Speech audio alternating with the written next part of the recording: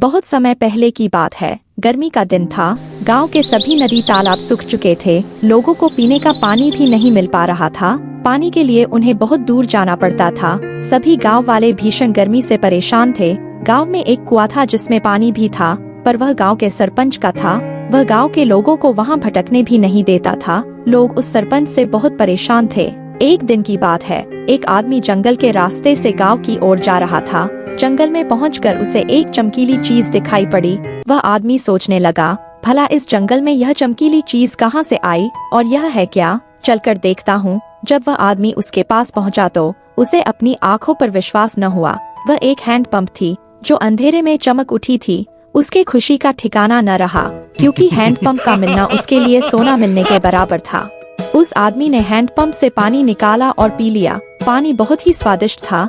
वह गांव वापस आया और लोगों को उस हैंडपंप के बारे में बताया। यह जानकर सभी लोगों ने चैन की सांस ली और सुबह ही सभी उसे देखने गए। सब लोग बहुत खुश हुए। अब गांव में पानी की कोई परेशानी नहीं थी। अरे सुशीला बहन, जब से हैंडपंप हमको मिला है तब से पानी की सारी परेशानियां खत्म हो गई है।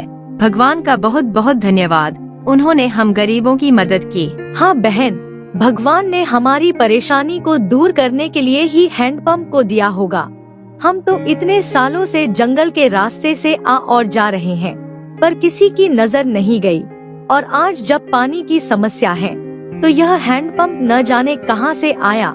चलो अच्छा है, जो हुआ ठीक ही हुआ।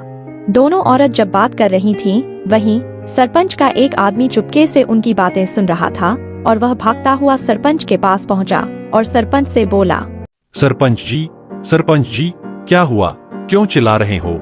आसमान फट गया है क्या? नहीं सरपंच जी, उससे भी बड़ी बात है। आपके पास इतना पानी नहीं है जितना पानी गांव के लोगों के पास है। ये क्या बोल रहे हो?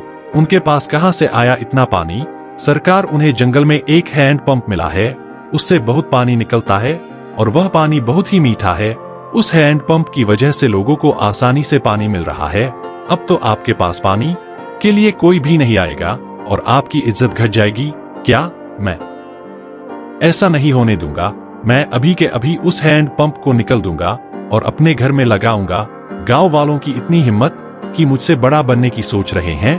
रामू, हरिया, जल्दी जाओ और उस हैंडपंप को जल्दी यहाँ लेकर आओ। सुबह तक हैंडपंप यहाँ होना चाहिए।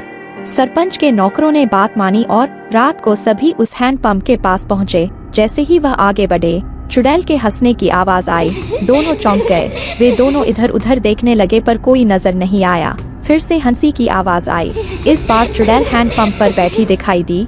दोनों के पसीने छूटने लगे। दोनों रोने लगे, हमें छोड़ दो, हमें जाने दो, हमें माफ कर दो। पर चुड़ैल ने उनकी एक न सुनी और दोनों को मार दिया। काफी समय हो गया। सरपंच उनका इंतजार कर रहा था, पर वे नहीं आए। सुबह पता चला कि उन्हें किसी ने मार दिया है। गांव वालों को लगा कि दोनों आपस में लड़कर मर गए होंगे। सरपंच को भी लगा कि शायद ये दोनों आपस में लड़ झगड़ कर मर गए होंगे। सरपंच ने कहा, मेरे दोनों नौकर तो कामचोर निकले। अब मुझे ही कुछ करना होगा, नहीं तो गांव के लोग मुझसे बिल्कुल भी नहीं डरेंगे। ऐसा करता हूँ, आज रात मैं ही चला जाता हूँ, फिर देखता हूँ इन गांव के लोगों को पानी कैसे मिलेगा। मुझसे चालाकी करने चले थे, वह हैंडपंप मेरे पास ही होना चाहिए।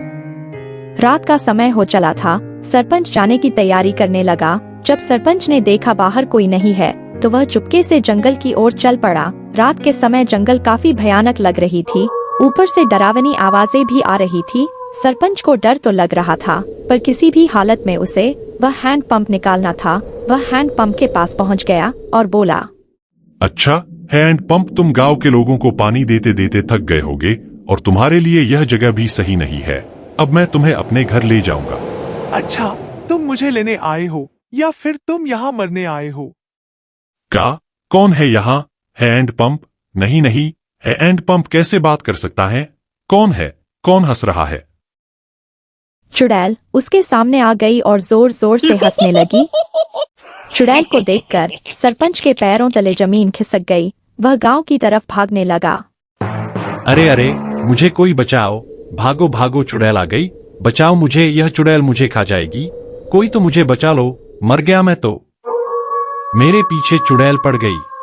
सरपंच चिल्लाता हुआ भागने लगा और भागते भागते गांव पहुंच गया। उसकी आवाज से सभी गांव वाले बाहर आ गए। चुड़ैल भी वहां पहुंच गई। सभी गांव वाले चुड़ैल से डरने लगे। चुड़ैल ने कहा, गांव वालों, मुझसे नहीं डरो, मैं तुम्हें कुछ नहीं करूंगी, क्योंकि मुझे यह सरपंच चाहिए। गांव के एक आदमी ने पूछा, हे चुड़ैल जी, आखिर क्यों आप इस सरपंच को मारना चाहती हैं? हमें जानना है।